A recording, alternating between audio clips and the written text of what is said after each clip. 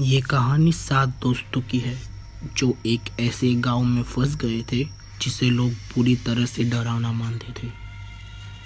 यह घटना उस समय की है जब वे सभी कॉलेज के दोस्त एक छोटी से छुट्टियों के दौरान छुट्टियां बिताने के लिए दूर दराज के एक गांव में गए थे। लेकिन वहां पर उनके साथ जो कुछ भी हुआ वो किसी के भी अनुमान से बाहर था। कहानी की शुरुआत उन 7 दोस्तों के साथ होती है। यह दोस्त थे अरुण, सीमा, अमित, रिया, मोहन, काव्या और पिंकी। सबके बीच एक गहरी दोस्ती थी और वे अक्सर एक दूसरे के साथ समय बिताने के लिए कहीं ना कहीं नए स्थानों की तलाश में जाया करते थे। इस बार उन्होंने एक दूर दराज के गांव की योजना बनाई। सुना था कि वह गांव बहुत ही शांत और सुंदर है, लेकिन कुछ लोग कहते थे कि रात के समय वहां अजीब घटनाएं घटती है। हालांकि इस गांव के बारे में सुनकर सबने इसे मजाक में लिया और किसी भी तरह का डर महसूस नहीं किया। 1 सप्ताह का समय तय हुआ और वे सब यात्रा के लिए निकल पड़े। जब वे सभी लोग गांव में पहुंचे तो वहां की हवा में उन्होंने कुछ अजीब सा महसूस किया। हवा में ठंडक थी, लेकिन उसका एहसास ऐसा था जैसे कुछ अनहोनी होने वाली हो। गांव बहुत ही सुनसान था, चारों ओर सन्नाटा था। घरों की छतों पर घास उगी हुई थी और रास्ते पर गंदगी फैली हुई थी। गांव के लोग बहुत कम दिखते थे और जो भी दिखते थे उनका चेहरा डरावना और चुप था। उन लोगों ने इस सब घटनाओं के ऊपर कोई ध्यान नहीं दिया और सीधे एक पुराने और खंडहर जैसे बंगले में पहुंच गए, जिसे उन लोगों ने आज की रात बिताने के लिए चुना हुआ था। बंगला काफ़ी बड़ा था, लेकिन उसका एक हिस्सा बिल्कुल वीरान था। सभी ने इसे एक ऐतिहासिक भवन मानते हुए इसे मजाक में लिया और ठहाके लगाते हुए उस भवन के अंदर चले गए। शाम होते होते सबने बाहर बैठकर खाने का प्लान बनाया, लेकिन जैसे ही अंधेरा घना होने लगा, गांव की हवा में एक बेचैनी सी उठने लगी। उन्हें कुछ कुछ आवाज़ें सुनाई देने लगी। पहले तो सबने इसे हवा का असर समझा, लेकिन कुछ देर बाद उनकी हंसी रुक गई। हवा के साथ अब थोड़ी थोड़ी सी आवाज़ें भी सुनाई देने लगी, जैसे कोई धीरे धीरे उनके पास आ रहा हो। अमित ने कहा, क्या तुमने सुनी यह आवाज़? हाँ, शायद ये गांव की पुरानी हवा होगी, मोहन ने कहा, लेकिन उसकी आवाज़ में भी एक अजीब सा डर था। तभी कुछ हलचल होने लगी और अचानक एक कटा हुआ चेहरा खिड़की से झांकने लगा। सभी डर गए। सीमा और पिंकी तो बहुत बुरी तरह से घबरा चुके थे, जबकि पिंकी ने खुद को शांत रखने की कोशिश भी की। सबने सोचा कि यह गांव के किसी स्थानीय व्यक्ति का मजाक हो सकता है, लेकिन जब वे बाहर गए तो कुछ भी नहीं था। रात के समय सभी को महसूस हुआ कि कुछ तो गलत है। अचानक घर में हलचल शुरू हो गई थी। खिड़कियां बंद होने लगी, दरवाजे अपने आप खुलने लगे और दीवारों पर विचित्र चित्र उभरने लगे। अरुण और रिया ने बाहर जाने की कोशिश की, लेकिन गांव का रास्ता अब अलग ही दिखने लगा था। जैसे ही वे रास्ते पर कदम बढ़ाते, अचानक कुछ अंधेरे साए उनके पास से गुजरने लगते। उन्हें समझ नहीं आ रहा था कि यह क्या हो रहा है। तभी एक और डरावना दृश्य सामने आया। उन्होंने देखा कि बंगले की दीवार पर एक भूतिया औरत का चेहरा दिखाई दे रहा था, जो अपनी आंखों से उन्हें घूर रही थी। सभी दोस्तों के शरीर में एक ठंडी सी लहर दौड़ गई। पिंकी ने चिल्लाते हुए सबसे कहा, ओ माय गॉड, आखिर वो कौन है? ये सब क्या हो रहा है हमारे साथ? पिंकी की बात सुनकर सब लोगों को अब लगने लगा था कि वो लोग अब हमेशा के लिए इस गांव में फंस चुके हैं। उन लोगों ने जैसे तैसे करके उस रात को बिताया।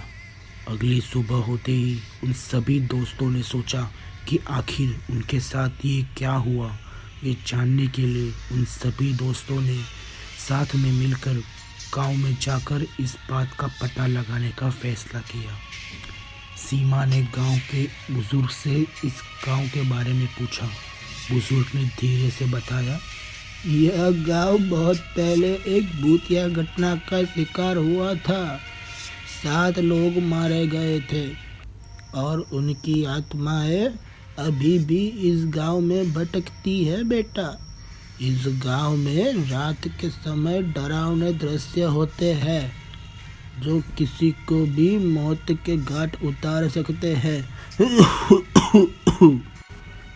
अब सबके मन में और भी डर बैठ गया, लेकिन सबसे खौफनाक बात तो ये थी जो उस बुजुर्ग ने कहा था कि एक ही व्यक्ति बच सकता है, बाकी सबकी जान चली जाती है।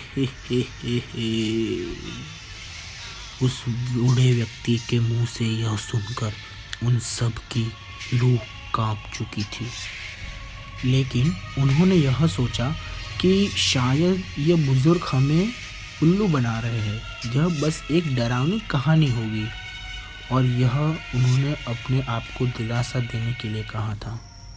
लेकिन जैसे ही शाम होने लगी, घटना का दूसरा दौर भी शुरू हो गया था।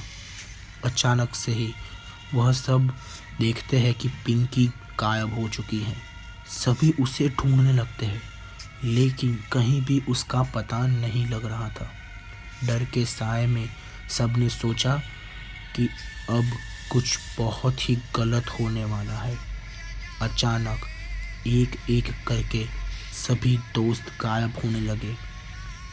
पिंकी के बाद अब मोहन गायब हो चुका था, और मोहन के बाद रिया के बाद फिर अमित और काव्या दोनों ही गायब हो चुके थे। यह सब जैसे भूतिया काले धुएं के अंदर समाये जा रहे थे, और किसी को भी कुछ भी समझ में नहीं आ रहा था कि आखिर उन लोगों के साथ ये सब क्या हो रहा है।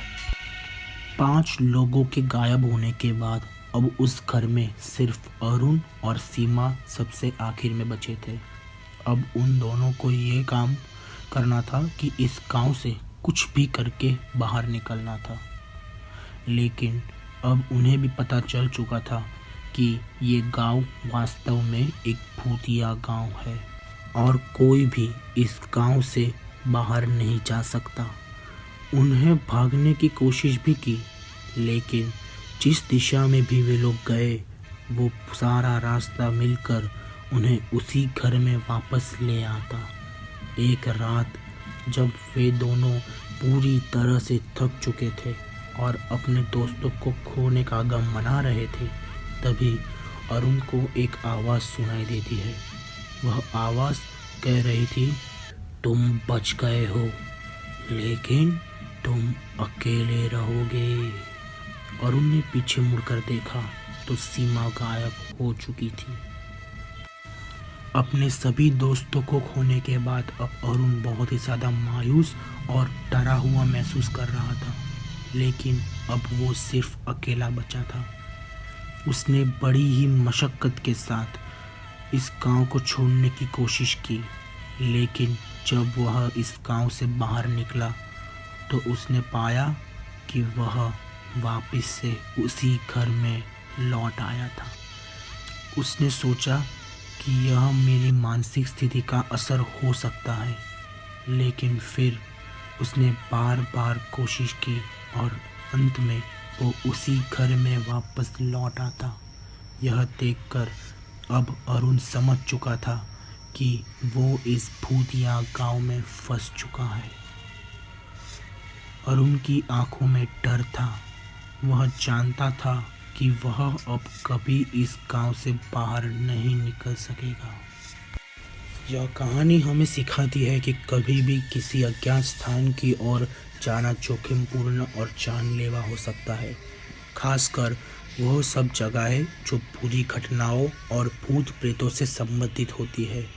7 दोस्तों की यह भूतिया कहानी एक ऐसी खौफनाक कहानी है जो यह प्रमाणित करती है कि कुछ जगह पर अनजानी शक्तियों का वास हो सकता है और वहाँ से बचना किसी के भी बस की बात नहीं है होती। दोस्तों, उम्मीद करता हूँ कि आपको आज की यह कहानी पसंद आई होगी और ऐसी ही कहानियों को सुनने के लिए देखते रहिए हमारे YouTube चैनल भूतों के संसार को और सुनते रहिए हमारी डरावनी कहानियाँ।